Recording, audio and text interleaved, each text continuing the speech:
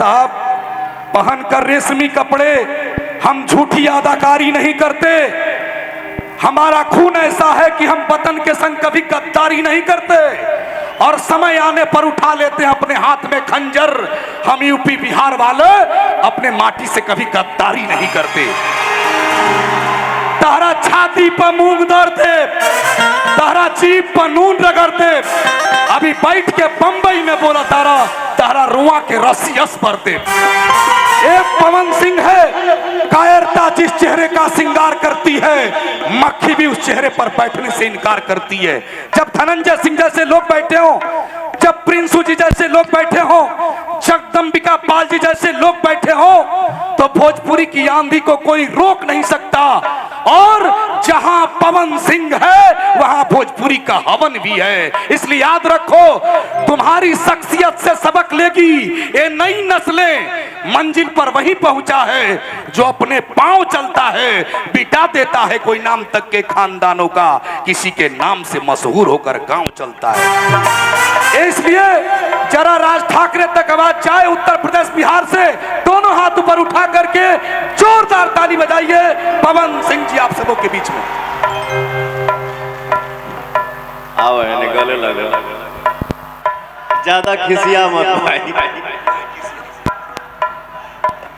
ज्यादा गुस्सा मत हो भाई प्लीज। क्या बात है, लव यू।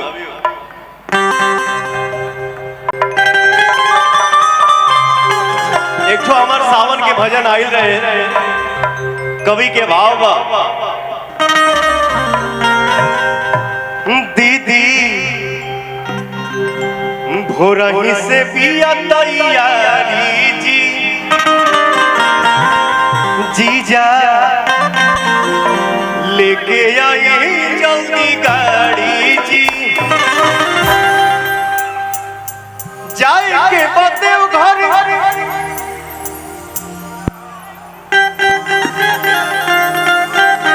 हर जाए के बदे घर ना बतिया भुलाई हा।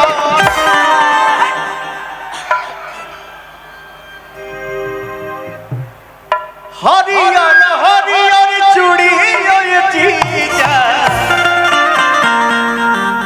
ये हमारे सावन के भजन के सुन ले बाहो, क्या बात है।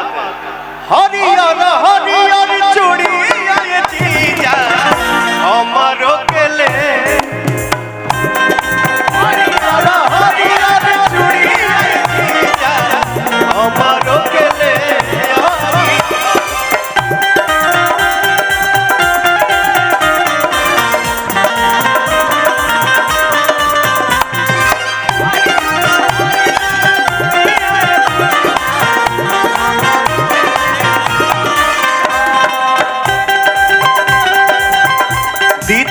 भोरही से पिया तैयारी जी,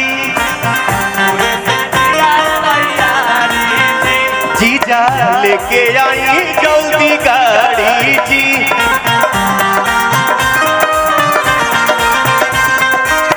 जाए के बदे घर ना बतिया भुलाई हा, जाए के बदे घर ना बतिया भुलाई हा। हरियर हरियर चूड़ी जीजा हमारो के ले, चूड़ी जीजा हमारो के ले।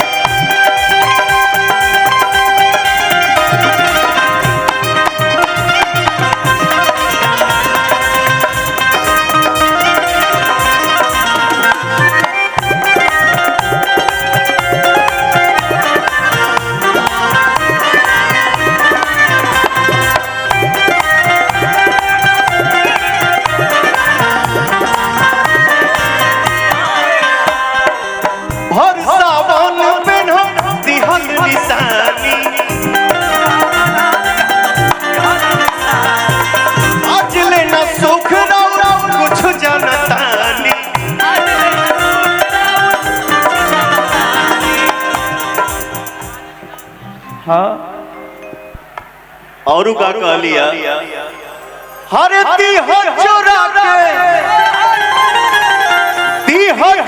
के जानी दीदी से देखाई हा दी हो चोरा के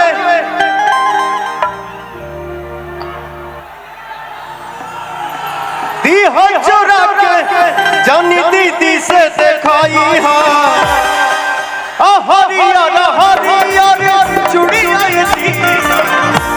मोरो के ले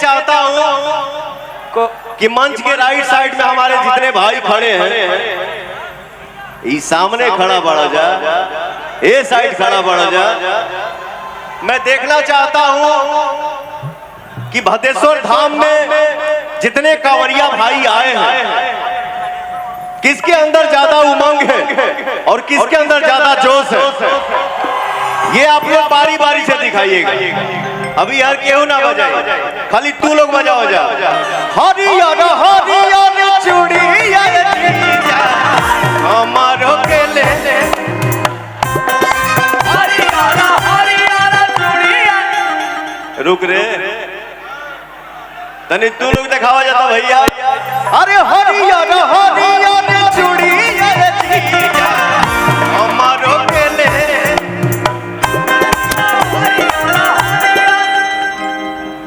एक बार मैं चाहूंगा शंकर भगवान के नाम पे सब लोग तनी हाथ उठावता हो और चारों तरफ से हिलाता जा हमारो के ले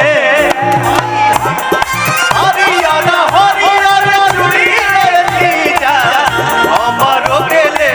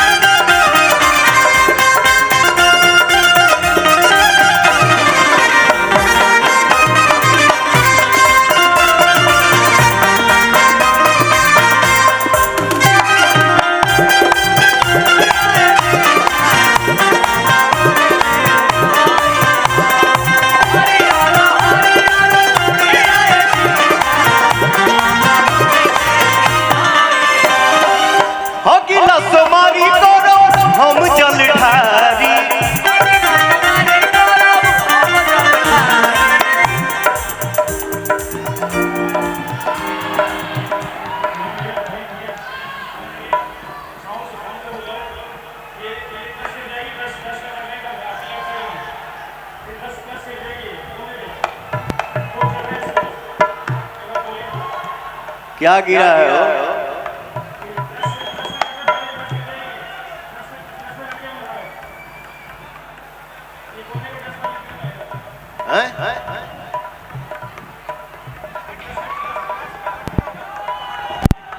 कहाँ?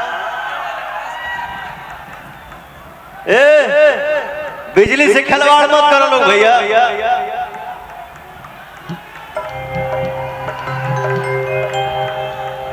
ये ट्रस्ट की चैन खींच रहे हैं, ट्रस्ट की चैन खींच रहे हैं यहाँ पे। ये करो हम जल ढारी,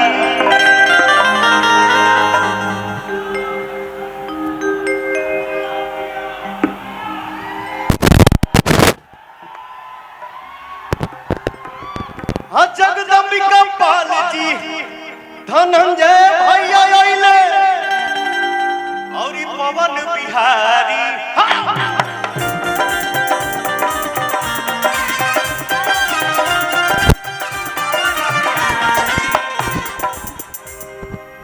अरे पूरा होई